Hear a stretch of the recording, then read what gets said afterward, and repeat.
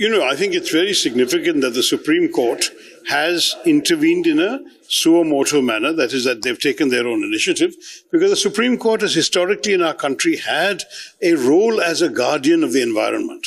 To my mind, this is something we should welcome. But beyond that, when a matter is sub judice, it would not be appropriate for any politician to comment on the merits of the matter.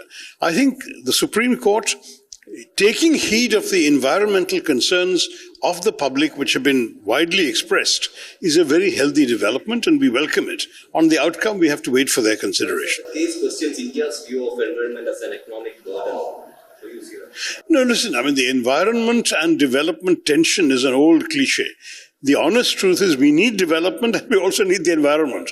It's what we call, when I was at the UN, we came up with the phrase sustainable development. That is development that ensures that the environment itself is preserved in a way that can be sustained for future generations.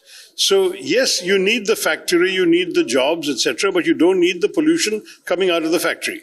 So you need to create something that is environmentally friendly, but that generates both the economic growth, the items required, and the jobs for the workers. This is the kind of sustainable development that is the goal of every country today.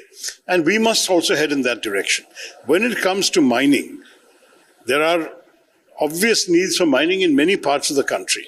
The specific circumstances of the Aravallis are precisely what has created the outcry by not just environmentalists, but very many members of the public as well. So this also questions Delhi's pollution, right?